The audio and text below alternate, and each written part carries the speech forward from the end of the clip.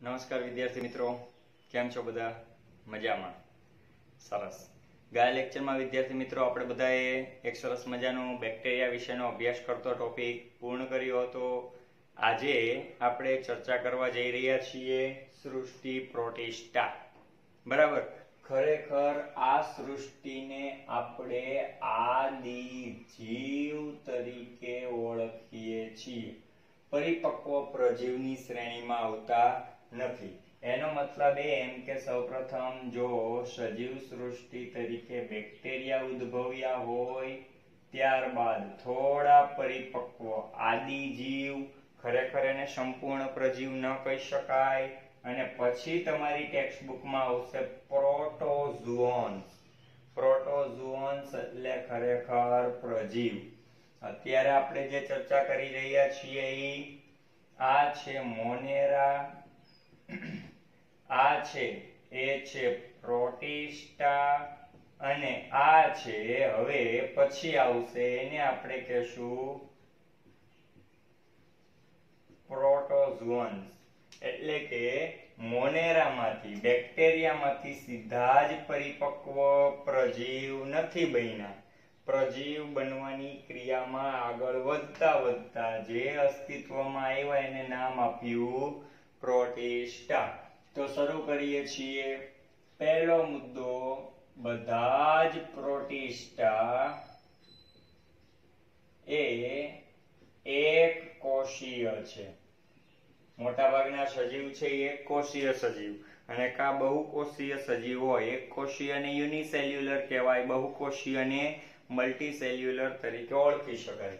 બીજો મુદ્દો, એક કોષીય અને સાથે સાથે સુકોષ કેન્દ્રીય કોષ રચના ધરાવતા. બરાબર. આપણે જોયું હતું વિટેકરની જે રચના હતી એમાં કોષ કેન્દ્રની રચના બે પ્રકારની હતી, કા આદિકોષ કેન્દ્રીય કોષ, કા સુકોષ કેન્દ્રીય કોષ. સુકોષ કેન્દ્રીય કોષ છે એટલે આપણને ખબર પડી જાય કે એ કોષ હવે પરિપક્વ ધીરે ધીરે બનતો જાય છે. મોનેરા છે એ આદિકોષ કેન્દ્રીય હતા. આદિકોષ કેન્દ્રીયને આપણે પ્રોકેરિયોટિક કહીએ છીએ, અને પ્રોટિસ્ટા છે અને પ્રોટોઝુઓન્સ એ બધા કેવા હશે? સુકોષ કેન્દ્રીય એટલે કે યુકેરિયોટિક કોષ. ખરેખર આને આપણે કયા નામથી ઓળખીએ છીએ? આદિજીવો અથવા પ્રપ્રજીવ. હજી પરિપક્વ પ્રજીવ બન્યા નથી, એટલા માટે બધાને પ્રોટિસ્ટામાં મૂકવામાં આવ્યા. બરાબર. પરંતુ આ સૃષ્ટિ જે છે કિંગડમ પ્રોટિસ્ટા, એની ખૂબ સીમા હજી સ્પષ્ટ નથી. કારણ કે આ સૃષ્ટિના સભ્યો એટલી સંખ્યામાં છે કે એને તમે હું કંટ્રોલેશન કરી શકીએ એમ જ નથી. મતલબ કે એનું એડિટિંગ અથવા તો એમની અંદર એનું ક્લાસિફિકેશન કરવું ખૂબ મુશ્કેલ છે. વર્ગીકરણની અંદર એની રચના ખૂબ મુશ્કેલ છે. આપણને એક મુદ્દો બીજો, કદાચ કોઈ જીવશાસ્ત્રી હોય, બાયોલોજિસ્ટ હોય, તમે પણ હવે બધા ધીરે ધીરે શીખતા જાઓ છો. એનો મતલબ એમ કે તમે પણ હવે બધા ધીરે ધીરે લિટલ બાયોલોજિસ્ટ બનવા લાગ્યા છો. લિટલ બાયોલોજિસ્ટ, હજી પરિપક્વ બાયોલોજિસ્ટ નથી થયા. નાના ટબુડિયા બાયોલોજિસ્ટ બનતા જાવ છો. એક જીવશાસ્ત્રી હોય એના માટે આ પ્રોટિસ્ટા પ્રકાશ સંશ્લેષી હોઈ શકે. દાખલા તરીકે હું રિસર્ચ કરું તો મારા માટે પ્રકાશ સંશ્લેષી હોય. બરાબર. તો તમે રિસર્ચ કરો તો તમારા માટે અથવા તો અન્ય કોઈ જીવશાસ્ત્રી હોય તેના માટે તે વનસ્પતિ હોઈ શકે છે. બરાબર. તો આ ફરક છે આની અંદર. આપણી ટેક્સ્ટ બુકમાં વિદ્યાર્થી મિત્રો 4 પ્રકારો આપેલા છે, તેમના વિશે આપણે આજે ચર્ચા કરવાની છે. બરાબર. એમાં પહેલો પ્રકાર આવે છે ક્રાઇસોફાઇટ્સ. બરાબર. શબ્દ નવા છે, તમારા ધ્યાન રાખજો. બીજો પ્રકાર આવે છે ડાયનોફ્લેજેલેટ્સ. આખા લેક્ચરને 2 વખત જોવો પડશે. બરાબર. રાઈટ, અને આડા અવળું ન થાય એનું ખાસ ધ્યાન રાખવું. ત્રીજું આવે છે યુગ્લિનોઇડ્સ અને ચોથું આવશે સ્લાઇમ મોલ્ડ્સ. આ ચાર પ્રકારો વિશે આપણે ચર્ચા કરવાની છે. રહી વાત બીજી, બરાબર, આનો સંબંધ કોનો? પ્રોટિસ્ટાનો વનસ્પતિ અને ફૂગ સાથે ખૂબ વધારે છે. બરાબર, ખૂબ વધારે સંબંધ છે, કારણ કે વનસ્પતિ અને ફૂગ ક્યારે અસ્તિત્વમાં આવ્યા? તો કે સૌથી પહેલા પ્રોટિસ્ટા અસ્તિત્વમાં આવ્યા, ત્યારબાદ પ્રોટોઝોઅન્સ એટલે પ્રજીવ અસ્તિત્વમાં આવ્યા પરિપક્વ, અને ત્યારબાદ ફૂગ તેમજ વનસ્પતિ અને છેલ્લે પ્રાણી સૃષ્ટિ સજીવ જીવનમાં અસ્તિત્વમાં આવી. તો કહી શકીએ કે વનસ્પતિ અને ફૂગનો પાયો જો આદિ જીવ કે પ્રોટિસ્ટા ન હોત તો ક્યારે એટલે ક્યારેય નાખી શકાયો હોત નહીં. બીજું બાળકો આની અંદર કહી શકીએ કે આ સુકોષ કેન્દ્રીય કોષ છે. સુકોષ કેન્દ્રીય કોષને આપણે કયા નામથી ઓળખીએ છીએ? યુકેરિયોટિક સેલ એટલે કે યુકેરિયોટિક કોષ. યુકેરિયોટિક કોષનો અર્થ થાય છે હવે તે પરિપક્વતા તરફ આગળ જાય છે. તો સુકોષ કેન્દ્રીય કોષ હોય તો એમની અંદર એનું કોષકાય એટલે કોષનો લાંબો ચપટો પહોળો મોટો ભાગ આખાને કોષકાય કહેવાય. તો કોષ કેન્દ્ર હોય, સરસ મજાનું કોષ કેન્દ્રની આજુબાજુમાં પટલ હોય, નાની મોટી કોઈ અંગિકાઓ હોય જેમ કે કણાભસૂત્ર, તો એમની આસપાસ પણ પટલમય રચના હોય. મતલબ કે યુકેરિયોટિક કોષ છે ઈ કોષ કેન્દ્ર પટલ ધરાવે છે, તેમની અંગિકાઓની આસપાસ પટલ હોય છે. ઘણી વખત કોષને એક જગ્યાએથી બીજી જગ્યાએ જવું મતલબ પ્રચલન કરવું.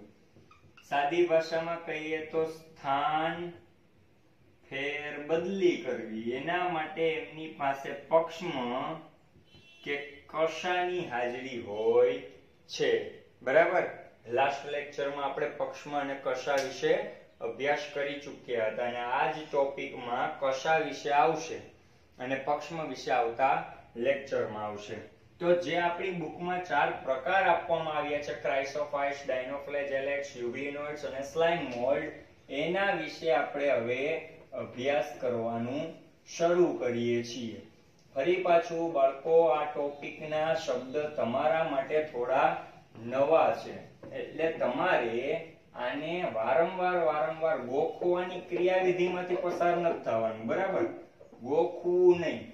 ખાસ કરીને આપણા આ લેક્ચર્સ જે છે એ લેક્ચર્સને તમારે 2 વખત જોઈ લેવું, અને મોટા ભાગનો ટોપિક હું ટેક્સ્ટ બુકને લગતો જ જાઉં છું, કારણ કે ટેક્સ્ટ બુક જે છે ને બાળકો એમાંથી જ મોટા ભાગે નીટમાં પૂછાય છે. તમને ખ્યાલ છે આપણા નીટની અંદર 90 MCQ જે પૂછાય છે બાયોલોજીના, એમાંથી 80 જેટલા MCQ, કેટલા? 80 જેટલા MCQ સંપૂર્ણપણે NCERT ટેક્સ્ટ બુક, તમને જે ટેક્સ્ટ બુક આપેલી છે ગુજરાત સરકારે, એમાંથી જ પૂછાય છે.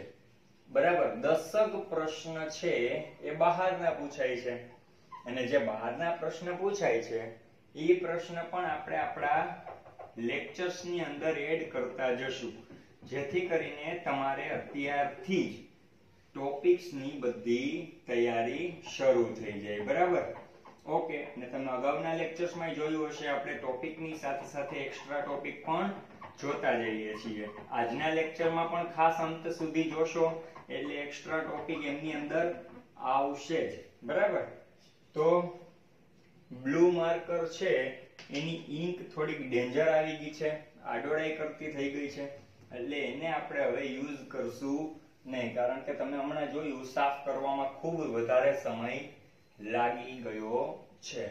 Right, okay. આ ટોપિક ભલે લઈ લો. શરૂ કરીએ છીએ આપણે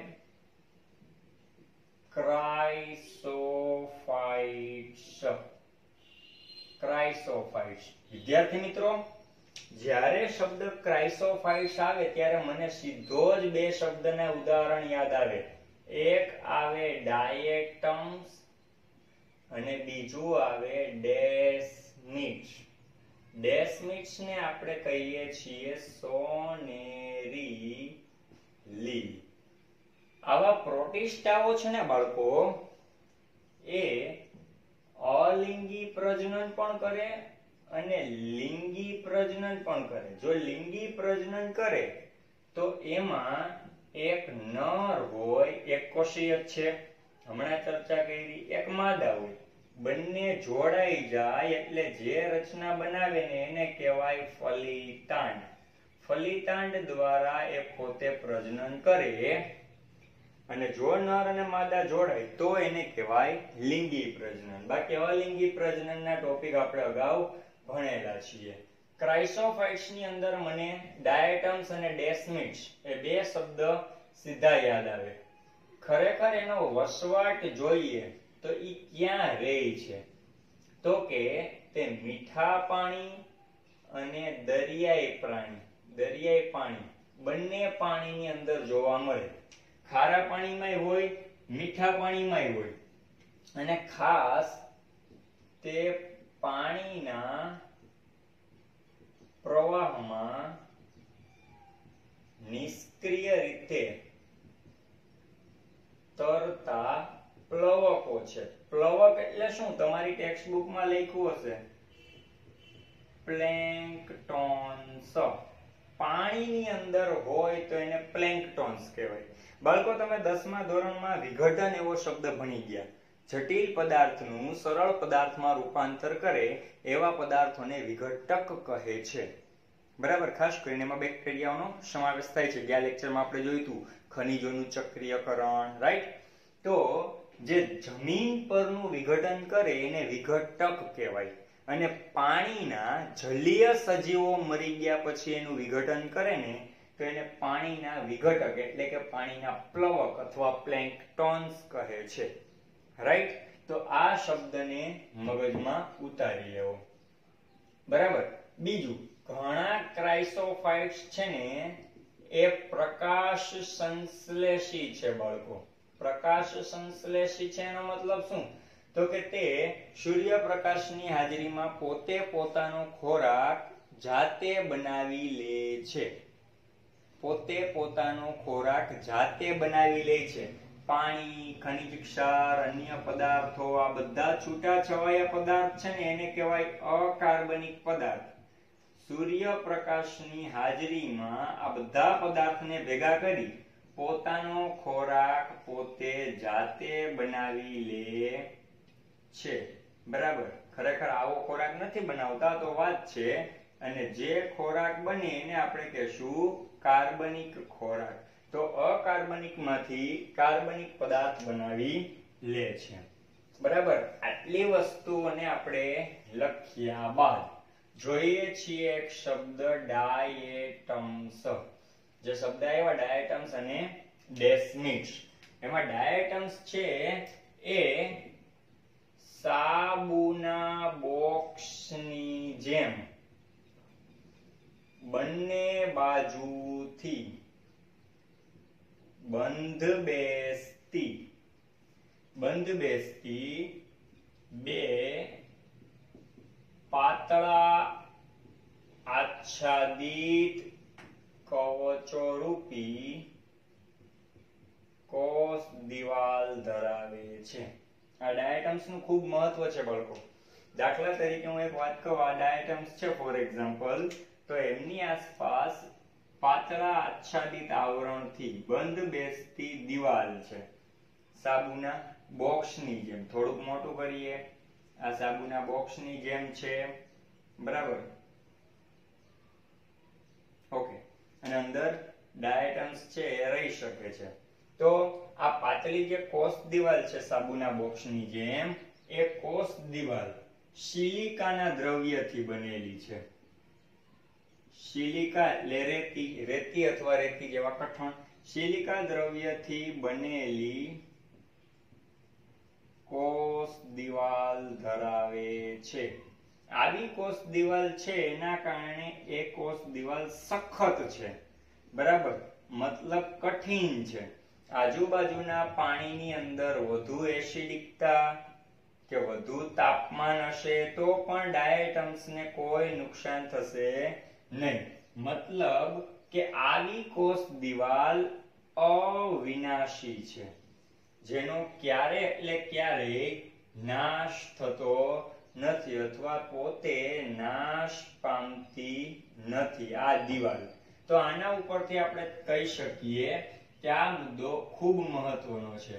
રહી વાત બાળકો બીજી, આનું મૃત્યુ નથી થતું. શા માટે? કારણ કે એ આજુબાજુના પર્યાવરણથી એને બચાવે છે, પણ એનું કુદરતી મૃત્યુ તો શક્ય છે જ ને. બરાબર, કુદરતી રીતે જ્યારે એનો નાશ થાય ત્યારે સજીવ સૃષ્ટિ, દરિયાઈ સજીવ સૃષ્ટિ જે છે અથવા તો દરિયાનું પેટાળ છે, એ પેટાળ ઉપર આ દરિયાનું તળિયું છે, એ તળિયા ઉપર ખૂબ મોટા જથ્થામાં આવા ડાયેટમ્સ પોતાની ઉપરની સિલિકા છે ને એ છોડી જાય છે, જેથી લાખો વર્ષો સુધી એવી સખત અને કઠિન સિલિકા દ્રવ્ય ત્યાં જમા થાય છે. જમા થતા એક સરસ મજાનું પેટાળ તૈયાર થાય છે. પેટાળ સખત અને એક સખત પથ્થર જેવું દેખાય છે. બરાબર, અને જેના કારણે પૃથ્વીની ઉપર એક સરસ મજાનો નવો પોપડો, દરિયાના પેટાળમાં જે ખરેખર પોપડો હતો એના ઉપરનો એક પોપડો તૈયાર થયો. આ જે પોપડો તૈયાર થયો એ મોસ્ટ આઈએમપી ટોપિક છે, જેને કહેવાય છે ડાયેટોમેસિયસ પૃથ્વી. બરાબર, 2 માર્ક્સની અંદર તમને આ પ્રશ્ન ભવિષ્યમાં આપણે જ્યારે ટેસ્ટ લઈએ ત્યારે પૂછી શકાય કે ડાયેટોમેસિયસ પૃથ્વી વિશે વર્ણવો. તો કહી શકાય કે ડાયેટમ્સ જે દરિયામાં છે, ખારા અને મીઠા પાણીમાં જોવા મળે, પાણીના પ્રવાહ પર નિષ્ક્રિય રીતે તરતા પ્લવક છે. ડાયેટમ્સ સાબુના બોક્સની જેમ બંને બાજુથી બંધ બેસતી 2 પાતળા આચ્છાદિત કવચરૂપી કોષ દિવાલ ધરાવે છે. સિલિકા દ્રવ્યથી કોષ દિવાલ બનેલી હોવાથી એને કુદરતી વાતાવરણ, જે આજુબાજુનું વાતાવરણ છે એને અનુકૂળ નથી. એની સામે ડાયેટમ્સને રક્ષણ મળે છે. રક્ષણ મળતું હોવાથી પોતે તે સખત અને કઠિન કોષ દિવાલ ધરાવે છે, જેના કારણે એ કોષ દિવાલ અવિનાશી છે. સમયાંતરે એનો નાશ થતા કુદરતી રીતે એ પોતાના નિવાસ સ્થાનમાં પેટાળના ભાગ ઉપર સખત દ્રવ્ય છોડી જાય છે. લાખો વર્ષો સુધી આ દ્રવ્ય જમા થાય અને એક સખત પથ્થર તરીકેની રચના જોવા મળે છે.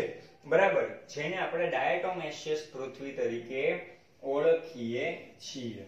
બરાબર, આ ડાયેટોમેસિયસ પૃથ્વી એ તમારા માટે 2 માર્કનો પ્રશ્ન છે, જેને ભૂલવો નહીં. જો કે આપણે પહેલા લખ્યો અને પછી પાછો એને આખો પ્રશ્ન રિવાઇન્ડ કરી લીધો. બીજું, તમને એમ થાય કે સાહેબ આનો ઉપયોગ શું? ઉપયોગ આ સપાટી રેતી વાળી હોવાથી વસ્તુને ચકચકિત કરવા માટે, કોઈ પણ પદાર્થ કે વસ્તુ છે એને ઘસારો આપી અને ચમકાવવા માટે સૌથી વધુ ઉપયોગી ગણી શકાય. બીજું, ઉદ્યોગોની અંદર તેલ અને અલગ અલગ ખાદ્ય પદાર્થમાં જે ચાસણી લેવામાં આવે છે તેના ગાળણમાં પણ જરૂરી છે, મદદરૂપ છે. આપણા ઘરે જે તેલ આવે છે રિફાઇનરીમાંથી, એ તેલ વારંવાર રિફાઇન થાય અને એક પ્યોર બને, શુદ્ધ બને. શુદ્ધ બને એના માટે આ જરૂરી ગાળણ ક્રિયા કરે છે. અને બીજું, મહાસાગરમાં તે એટલે કે કોણ? આપણે જે ક્રાઇસોફાઇટ્સ ની વાત કરીએ છીએ તે મુખ્યત્વે ઉત્પાદકો છે, ખોરાકનું ઉત્પાદન કરે છે, મતલબ પ્રોડક્શન તૈયાર કરે છે. ઓકે, બીજો મુદ્દો તમારી બુકમાં આપેલો છે એ છે ડાયનોફ્લેજેલેટ્સ. ડાયનોફ્લેજેલેટ્સ, ગાંડીનો ના કરતા, કોનો? ડાયનોફ્લેજેલેટ્સ. બરાબર, આ વસ્તુ મને યાદ આવે એટલે 2 બીજા મુદ્દા યાદ આવે. પોતે મોટા ભાગે દરિયાઈ સજીવ છે, એટલે ક્યાં જોવા મળે? ખારા પાણીમાં જ. ક્રાઇસોફાઇટ્સ કેમાં જોવા મળતા? ખારા અને મીઠા બેયમાં. અને બીજું પોતે પ્રકાશ સંશ્લેષી છે, મતલબ પ્રકાશ સંશ્લેષણની ક્રિયા કરી પોતાનો ખોરાક પોતે જાતે મેળવી શકે છે. બીજું, તેના કોષમાં રહેલા રંજક દ્રવ્યોને લીધે, પોતાના કોષમાં રહેલા રંજક દ્રવ્ય કેવા કેવા, ત્રીજા પાઠમાં તો નામ આવશે, પણ કેવા કેવા, chlorophyll A, chlorophyll B, xanthophyll, કેરોટીનોઇડ્સ, આવા 4 નામ. ક્લોરોફિલ A, ક્લોરોફિલ B, ઝેન્થોફિલ અને કેરોટીનોઇડ્સ એવા રંજક દ્રવ્યને લીધે પોતે લાલ, લીલા, પીળા, ત્યારબાદ વાદળી અને બદામી જેવા રંગના દેખાય છે. આવો અલગ અલગ રંગ એને કોના ઉપર આધારિત છે? પોતાના રંજક દ્રવ્ય ઉપર. બરાબર, ઓકે. બીજું કે તેઓ 2 કશા ધરાવે છે. 2 કશા ધરાવે. એક કશા આયામ રીતે ઊભી, આયામ એટલે ઊભી, આપણે 16મા પાઠમાં ભણી ગયા. અને બીજી કશા કોષ દિવાલના ધરીની ખાંચમાં આડી. બરાબર, દાખલા તરીકે જો જોઈએ તો આની કોષ દિવાલ થઈ. આ કોષ દિવાલ જે છે એમાં એક ઊભી અને એક કશા કંઈક આડી પથરાયેલી આ રીતે. તો જે ઊભી છે એને આયામ કીધી, આડીને શું કહેવાય? અનુપ્રસ્થ. બરાબર, ઓકે. હવે વાત આવી, કોષ દિવાલમાં જો આડી જોવા મળતી હોય તો એની કોષ દિવાલ કેવી છે? તો કે એની કોષ દિવાલ, આ કોષ છે તો એની આ જે છે ને એને આપણે કહેશું સેલ વોલ. સેલ વોલ એટલે કોષ દિવાલ. તેમની કોષ દિવાલ છે ને એ સેલ્યુલોઝની બનેલી અને અક્કડ કોષ દિવાલ છે. અક્કડ એટલે શું? તો કે સહેજ પણ નરમ ન હોય, એ સહેજ પણ નરમ નથી. બરાબર, જો કોષ દિવાલ પ્રોટીનની બનેલી હોય તો ઈ કેવી હોય? નરમ હોય. અને સેલ્યુલોઝની બનેલી હોય તો ઈ કેવી હોય? સખત હોય. બરાબર, એટલે સખત છે, કઠિન છે. હવે ડાયનોફ્લેજેલેટ્સમાં આટલા મુદ્દાઓની ચર્ચા કર્યા પછી 3 મુદ્દાઓ બીજા છે. બરાબર, ઘણી વખત આવા ડાયનોફ્લેજેલેટ્સ ફોર એક્ઝામ્પલ હું વાત કરું તો આવે ગોનિયાલેક્સ. ડાયનોફ્લેજેલેટ્સમાં કયું ઉદાહરણ યાદ રાખશું બાળકો? ગોનિયાલેક્સ. બરાબર, ક્રાઇસોફાઇટ્સમાં આપણે યાદ રાખેલું હતું ડાયટમ્સ અને ડેસ્મિડ્સ. ડાયનોફ્લેજેલેટ્સમાં ગોનિયાલેક્સ. ગોનિયાલેક્સ શું કરે? જો એને અનુકૂળ વાતાવરણ હોય તો પોતે તાત્કાલિક ધોરણે બહુગુણન પામે. બહુગુણન એટલે શું? એકમાંથી અબજોની સંખ્યા, હજારોની સંખ્યા કે ગણતરીની સંખ્યા તૈયાર કરવી. ઘણા બધા ગોનિયાલેક્સ તૈયાર થાય. બરાબર, બહુગુણન પામે છે ત્યારે સમુદ્ર રાતા રંગનો દેખાય છે. એટલે સમુદ્ર આપણને એવો લાગે છે કે ભાઈ અશુદ્ધ છે, પણ ખરેખર એમાં એ સમયે ડાયનોફ્લેજેલેટ્સ, ગોનિયાલેક્સ શું કરતા હોય છે? બહુગુણન પામતા હોય છે.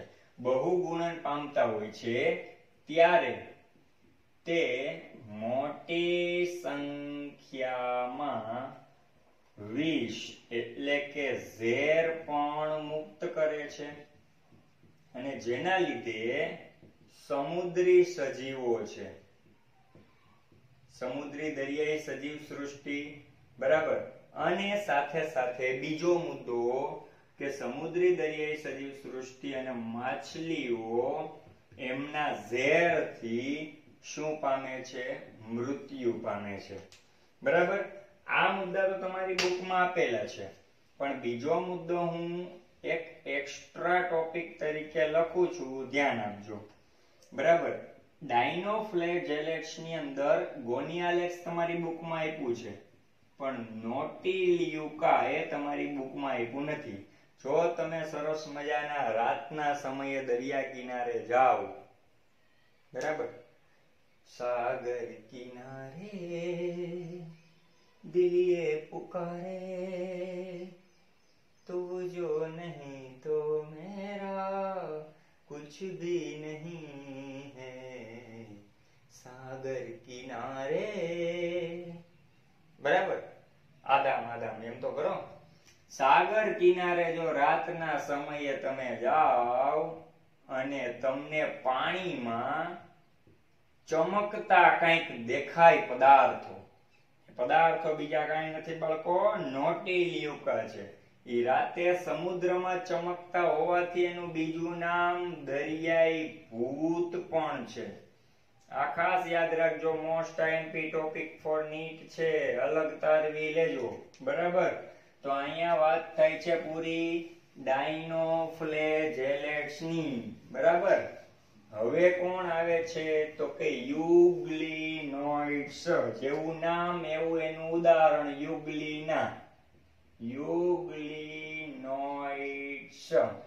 યુગ્લિનોઇડ્સ. એમાં ઉદાહરણ આપણે યુગ્લિના જ મૂકવાનું થશે. એ ક્યાં જોવા મળે તો કે સ્થગિત એટલે બીજું કાંઈ નહીં બાળકો, સ્થિર. બરાબર, આડાઅવળા જાતા નહીં, સ્થિર અને પોતે મીઠા પાણીમાં વસવાટ કરે છે. ડાયનોફ્લેજેલેટ્સ પછી યુગ્લિનોઇડ્સ ક્યાં રહે છે તો કે સ્થગિત અને સ્થિર મીઠા પાણીમાં.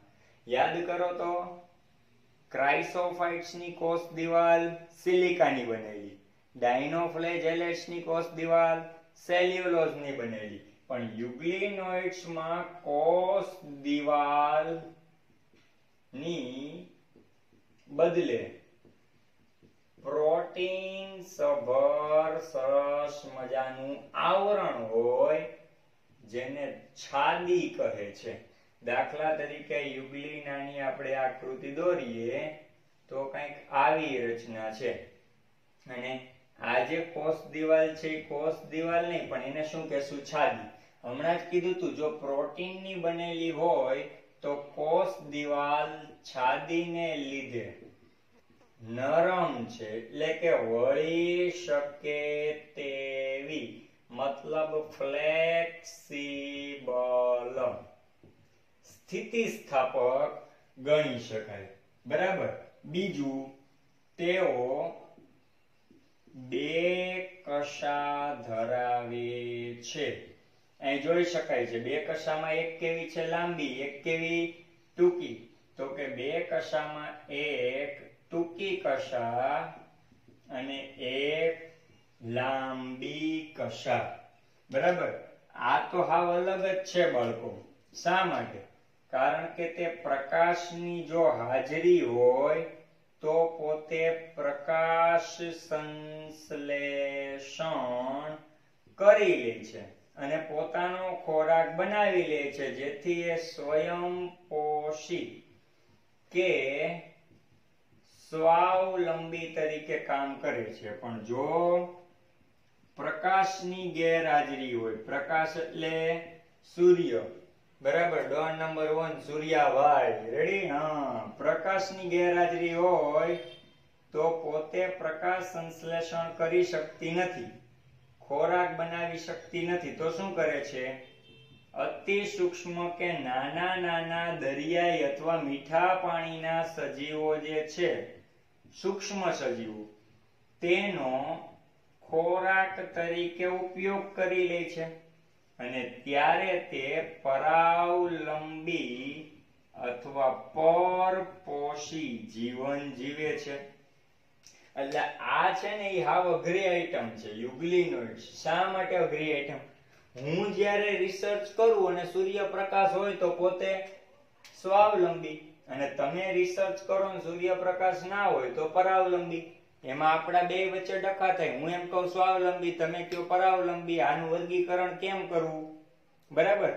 આ વાંદરી પાના જેવું છે, બે બાજુ ડાકલી વગાડે. જ્યારે સ્વાવલંબીની વાત ચાલુ થાય તો એ બાપુ આગળ જઈને બેઠા હોય, અને પરાવલંબીની વાત થાય તો કે હું શું, બરાબર, બધેય લડી લેવું. ઘણા આપણા જેવાય હોય, બધેય લડી લેતા હોય આપણી જેમ, બરાબર. એમાંના એક આ છે. હવે આપણે એના પછી એમાં એક્ઝામ્પલ તરીકે યુગ્લિનાની જ આપણે ચર્ચા કરીએ છીએ. પ્રકાશ સંશ્લેષણ કરે છે યુગ્લિનોઇડ્સ, તેની પાછળનું કારણ છે જે મોટી મોટી વનસ્પતિ છે ને, એમાં જે રંજક દ્રવ્ય હોય એવા આની અંદર છે. કેવા? Chlorophyll A, chlorophyll B, xanthophyll, carotenoids વગેરે વગેરે, બરાબર. અને most IMP for extra topic તરીકે યાદ રાખજો, વનસ્પતિ અને પ્રાણીને જોડતી કડી. વનસ્પતિ કેવી છે? એ પોતે પ્રકાશ સંશ્લેષી છે, અને પ્રાણી કેવા છે? અપ્રકાશ સંશ્લેષી છે. તો બંનેને જોડતી કડી મતલબ બેયના લક્ષણ કોનામાં? તો કે યુગ્લિનોઇડ્સમાં. રાઈટ. નેક્સ્ટ પોઈન્ટ આપણે આવે છે હવે ચોથો મુદ્દો, સ્લાઇમ મોલ્ડ્સ. સ્લાઇમ મોલ્ડ, બરાબર. તો સૌથી પહેલો મુદ્દો તો આપણે આની અંદર લખી શકીએ, સ્લાઇમ મોલ્ડ્સ એ પોતે મૃતોપજીવી આદિજીવ છે. આદિ એટલે પહેલાના સમયથી આયેલા આવતા હોય, પ્રજીવ ના બન્યા હોય, પહેલા બનેલા આદિજીવ. આદિજીવમાંથી હવે શું બનશે? પરિપક્વ પ્રજીવ. મતલબ નેક્સ્ટ લેક્ચરમાં એની ચર્ચા કરશું. ક્યાં જોવા મળે? તો કે મોટા ભાગે તેનો વસવાટ જે વનસ્પતિ છે તેની મૃત અથવા સડતી જતી જે શાખાઓ છે કે પર્ણ છે તેની ઉપર જોવા મળે. ધીમે ધીમે તેનું દેહ પ્રસારે, એટલે કે એનો સ્વરૂપ મોટું કરે, ફેલાવે, અને કાર્બનિક પદાર્થોને ગળી જાય છે.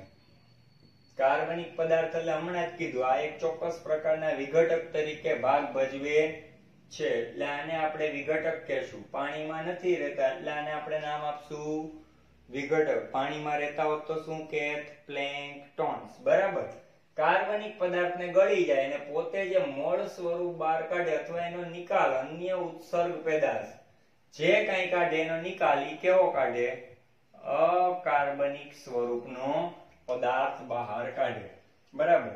બીજું, જ્યારે પોતે અનુકૂળ સમય હોય ત્યારે અનુકૂળ સમયમાં પોતે એકઠા થઈ જાય છે અને એકઠા થઈને મોટું સ્વરૂપ બનાવે, એને કહેવાય પ્લાઝ્મોડિયમ સ્વરૂપ. બરાબર. ભાઈ પ્લાઝ્મોડિયમ છે એ બીજું એક પ્રજીવ છે. એ આપણે જ્યારે પ્રજીવ એટલે કે પ્રોટોઝોન્સ ભણશું ત્યારે આવશે. અહીંયા એની વાત છે નહીં. અનુકૂળ સમયમાં પોતે ભેગા થઈ ગયા અને ખૂબ વિસ્તૃત સ્વરૂપ તૈયાર કર્યું. પણ માની લઈએ કે ફરી પાછો પ્રતિકૂળ સમય આવ્યો, અનુકૂળ સમય જતો રહ્યો, તો પ્રતિકૂળ સમયમાં જે પ્લાઝ્મોડિયમ હતું એ વિખેરાઈ જાય છે. વિખેરાઈ જાય એટલે શું? તો કે વિભેદિત રચના થઈ અને બીજાણુ તૈયાર કરે છે, અને બીજાણુ ધરાવતી ફોળકાઈ નામની રચના બનાવે છે. દાખલા તરીકે કોઈ વનસ્પતિનું શાખાનો ભાગ છે, ફોર એક્ઝામ્પલ આ વનસ્પતિની શાખાનો ભાગ છે. બરાબર. હવે આ વનસ્પતિના પર્ણ અને વનસ્પતિની શાખા જોજો. દાખલા તરીકે વનસ્પતિની સળતી શાખા ઉપર, આ સળતી શાખા ઉપર થોડા ઘણા સ્લાઇમ મોલ્ડ્સ છે. હવે જ્યારે એને અનુકૂળ સમય આવ્યો તો એ ભેગા થઈને શું બની ગયા? પ્લાઝ્મોડિયમ. એની મોટી લાંબી તંતુમય રચના થઈ ગઈ. બરાબર. પણ હવે મોટી લાંબી તંતુમય રચના પ્લાઝ્મોડિયમ પણ નાની નાની થઈ જાય, પ્રતિકૂળ અનુકૂળ ન હોય એવા સમયમાં પોતે ફોડકાઈ બનાવી નાખે, એટલે ટુકડાઓમાં વિભાજન થઈ જાય છે. અને ટુકડાઓમાં વિભાજન થઈ ગયું, એમાંનું એક ટુકડો એની અંદર ફળકાય બનાવ્યું. આને આપણે નામ આપશું ફળકાય. અને ફળકાયની અંદર તમે જે જોવો છો એને કહેવાય બીજાણુ. એટલે બીજાણુ ધરાવતી ફળકાય નામની રચના બનાવે છે. બીજું, આવા બીજાણુઓ સાચી દિવાલ ધરાવે છે, જે પ્રતિકારકતા ધરાવે છે. પ્રતિકારકતા ધરાવે છે એટલે શું? તો કે જો આવા ફળકાયને અલગ કરીએ, અને ફળકાય જે છે એ ફળકાયને આપણે છેદ કરીએ અને માઇક્રોસ્કોપમાં જોઈએ અને એક બીજાણુને બહાર કાઢીએ, તો આ બીજાણુની આસપાસ જે સરસ મજાની દિવાલ છે એ દિવાલ કેવી હશે? તો કે એની જે વિપરીત પરિસ્થિતિ છે, પ્રતિકૂળ પરિસ્થિતિ છે, એમાં ટકી રહેવા માટે રક્ષણ આપશે. એ રક્ષણ આપશે એટલે શું? તો કે પ્રતિકારકતા. વધુ તાપમાન, વધુ ઠંડી, એસિડ, બેઝ, ક્ષાર કે અન્ય અંતઃસ્ત્રાવ કે ઉત્સેચક એનું કાંઈ બગાડી શકવાના નથી. બરાબર. ફરી પાછું, જ્યારે આવા બીજાણુઓ છે એ હવા દ્વારા વિકિરણ પામે છે. વિકિરણ પામવું એટલે એનો શું થાવો? ફેલાવો થાવો. બરાબર. જ્યારે હવા આવે ત્યારે ફળકાયની દિવાલ તૂટી જાય. આ એક ફળકાય છે દાખલા તરીકે, તો ફળકાયની દિવાલ તૂટી જાય અને દિવાલ તૂટીને બહાર શું આવે? બીજાણુ. આ બીજાણુ ફરી પાછા બીજી વનસ્પતિની સળતી શાખા ઉપર પડે, અનુકૂળ સમય હોય તો છૂટા છવાયા, અને ભેગા થઈને અનુકૂળ સમયમાં પ્લાઝ્મોડિયમ બનાવે. જ્યારે પ્રતિકૂળ સમય હોય ત્યારે ફરી પાછા એ પોતે ફળકાય અને બીજાણુ સર્જન કરે, હવા દ્વારા પાછા ફેલાય. આમ આપણે જે કિંગડમ પ્રોટિસ્ટા વિશે ચર્ચા કરી, જેને આદિ જીવ કીધા, એ ખરેખર હવે ધીરે ધીરે સમય જતા પરિપક્વ પ્રોટોઝુઅન્સમાં પરિણમશે. પ્રોટોઝુઅન્સ એટલે કાયદેસરના પ્રજીવ. બરાબર. તો એમની ચર્ચા આપણે નેક્સ્ટ લેક્ચરમાં કરશું. તો આપ સૌએ સરસ મજાનો લેક્ચર પૂર્ણ કર્યો. આવા જ અન્ય ગુજરાત બોર્ડની એનસીઈઆરટી ટેક્સ્ટ બુક અને એના સિવાયની માહિતી સભર લેક્ચર મેળવવા માટે આપણી ચેનલ યુટ્યુબમાં આંબલિયા અભિષેક સીધી જ લાઈક કરીએ, શેર કરીએ અને સબસ્ક્રાઇબ કરીએ. ઓકે મિત્રો, જય હિન્દ, જય ભારત.